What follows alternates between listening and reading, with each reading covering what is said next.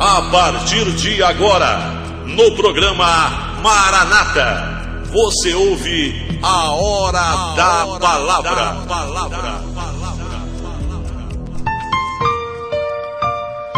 Palavra do livro do profeta Jeremias, capítulo 3, verso 19 e 20. Diz assim: Eu mesmo disse, com que alegria eu a trataria como se tratam filhos e lhe daria uma terra aprazível, a mais bela herança entre as nações? Pensei que você me chamaria de pai e que não deixaria de seguir-me. Mas, como a mulher que trai o marido, assim vocês têm sido infiéis comigo. Ó comunidade de Israel, declara o Senhor. Meu querido irmão, minha querida irmã que me ouve pela rádio regional, ou você que está ouvindo pelo YouTube ou pelo Facebook. Nós começamos a meditar, estudar, nesse finalzinho do mês de junho, a palavra do profeta Jeremias. E provavelmente, se assim for a vontade do Senhor, nós estaremos trazendo ao longo das próximas semanas estudos sobre esse profeta e sobre o seu ministério, que foi muito importante. Deixar bem claro que quando a gente pega os Antigos Testamentos, eles são um prenúncio, eles são uma formatação profética daquilo que vai acontecer no Novo Testamento. E aqui nesse caso específico, no capítulo 3 de Jeremias, nós temos Deus usando a boca do profeta para falar, para dizer às nações, o povo de Israel, sobre o que estava por vir. E ele faz uma comparação muito interessante, ele fala assim: olha, eu sou como pai para vocês, eu vos escolhi, e eu os escolhi pelo amor, por tudo aquilo que há de mais precioso na relação que pode haver entre Deus e um povo. E eu ofereci tudo aquilo que é necessário para você sobreviver, para que vocês pudessem viver bem, viver em paz, viver em segurança nessa terra. E olha que essa terra é muito boa que eu estou lhe oferecendo, porque ainda que a terra não produza, eu a faço produzir. E aí Deus faz no versículo seguinte, ele faz uma outra comparação, ele diz assim: mas vocês não receberam aquilo que eu fiz. Vocês se mostraram totalmente ingratos com aquilo que foi oferecido a vocês. E a sua postura e a ação de vocês assemelha-se a uma mulher que trai o seu marido por outros prazeres que não está relacionado ao vínculo assumido com o seu esposo. Então a palavra de Jeremias é uma palavra dura, porque ela está dizendo assim: eu escolhi vocês como filhos, por amor.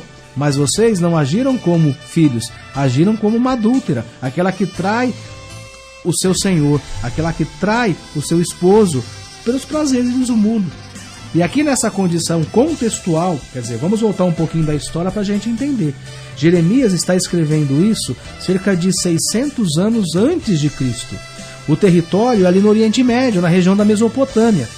Essa região é uma região muito fértil, é uma das regiões que tem boa condição de água para o cultivo e é uma região onde a terra é produtiva. Então esse povo de Israel ocupava essa área, essa região, que desfrutava desses benefícios. Porém, era um povo que estava dividido entre dois pensamentos. Um pensamento do povo que vivia do lado direito, que era o povo egípcio, e o povo que vivia do lado esquerdo, que era o povo da Babilônia. E quando a gente olha a Bíblia e estuda todos esses versículos, de Gênesis a Apocalipse, nós podemos fazer uma referência, nós podemos fazer uma alusão ao que isso representa. O Egito e a Mesopotâmia, para uma concepção espiritual, essas duas áreas, esses dois territórios, o Egito de Faraó representa a escravidão. A Babilônia, do rei Nabucodonosor, que é o contexto aqui, representa também a escravidão.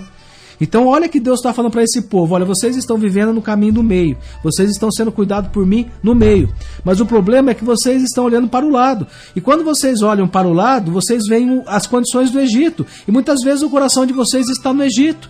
Quando vocês olham para o outro lado, vocês veem a Babilônia, e o coração de vocês está na Babilônia. Então vocês estão me traindo, porque aquilo que eu estou oferecendo para vocês não é suficiente para que vocês se sintam abençoados, amados, perdoados e cuidados.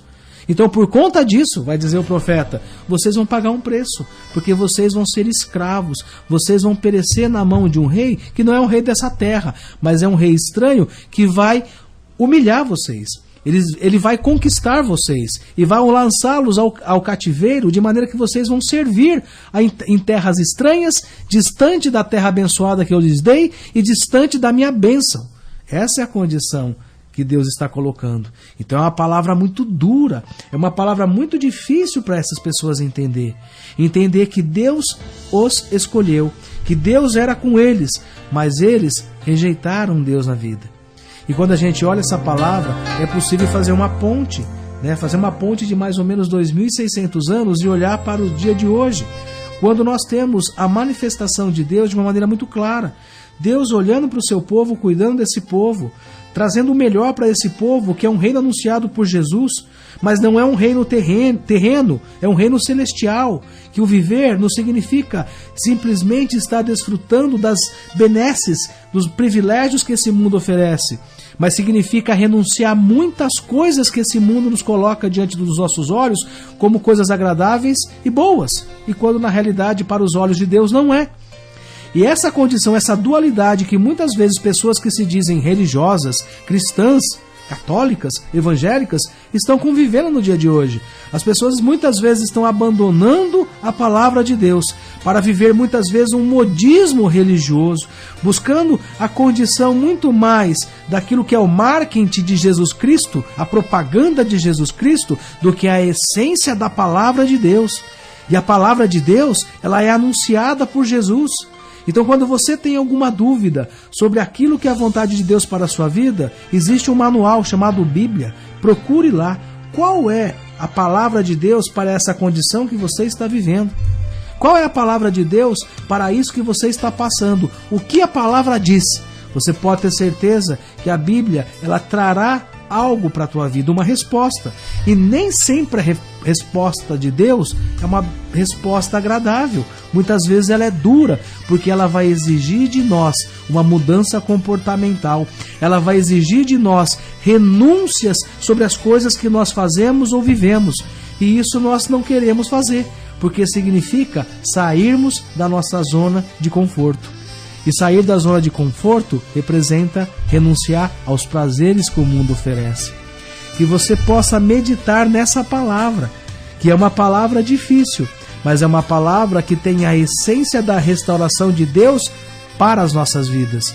Que você possa buscar uma resposta de Deus para aquilo que você está passando e não se confundir muitas vezes com o marketing do cristianismo, com a propaganda do cristianismo ou das instituições, porque muitas vezes elas não vão levar ao reino de Deus.